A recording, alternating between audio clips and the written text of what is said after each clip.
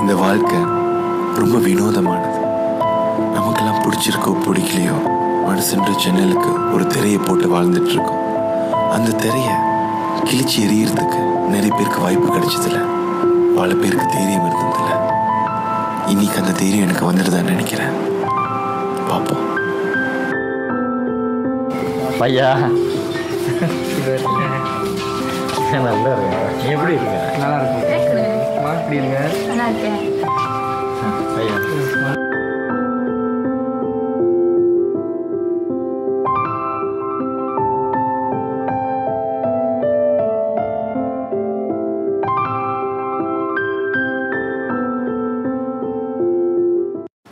வாங்கய்யா, கவின் சாப்பிடு.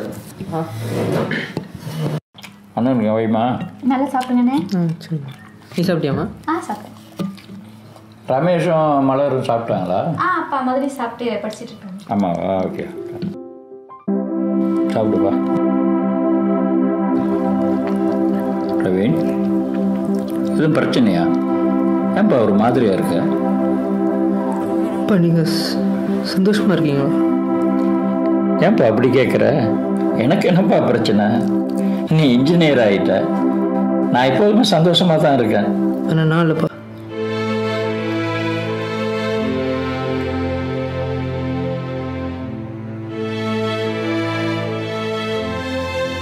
நான் ஆசைப்பட்டது இல்லைப்பா. சின்ன வயசுலேருந்து என் லட்சியம் எல்லாமே இயக்குனர் ஆகணும்னு தான். நம்ம குடும்பத்தோட நிலைமையை நினச்சி பார்த்தா நான் நல்லா படித்தேன். ஆனால் ஸ்காலர்ஷிப் இன்ஜினியரிங்கில் கிடைக்குன்னு நான் எதிர்பார்க்கல. ஏன்ப்பா இவ்வளோ நாளாக அதை என்கிட்ட சொல்லலை? இந்த ஒரு நிமிஷம் வந்துடக்கூடாதுன்னு தான்ப்பா. எங்கே நான் இதை சொல்லி நீங்கள் மனசு கஷ்டப்பட்டு இந்த 5 வருஷத்தில் நான் எப்படியாவது அந்த இயக்குனர் சாவடிக்கணும்னு தான்ப்பா நினச்சேன். ஆனால் அவன் பெருசாகவே வளர்ந்துக்கிட்டே இருந்தான். பா, இப்போ நான் ஒரு இன்ஜினியர்ப்பா. எனக்குன்னு ஒரு வேலை இருக்குப்பா. நம்மளோட குடும்பத்தோட நிலைமையை என்னால் மாற்ற முடியும், எனக்கு தெரியும்ப்பா. நான் ஒரு இயக்குனர் ஆகிறேன்ப்பா. என் பிடிச்ச விஷயம். நான் கண்டிப்பாக ஒரு இயக்குனராக சக்ஸஸாக வருவேன்ப்பா.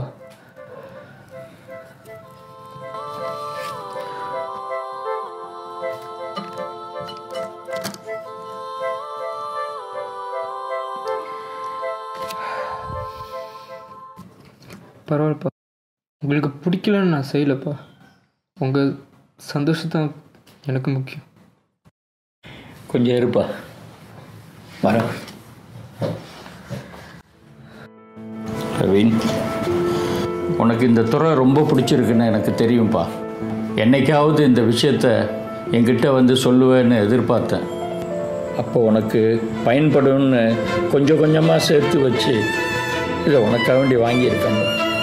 பிடிச்சிருக்காப்பா? என்னால் முடிஞ்சது இதுதான்.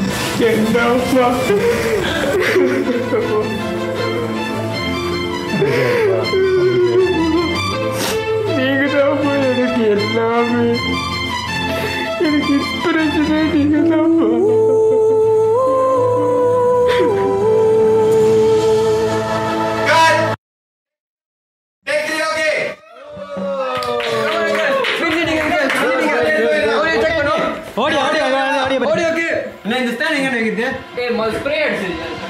ஒளி உரசும் போது வலின்னு நினைக்கிற எந்த கல்லும் சிலையாவதில்லை.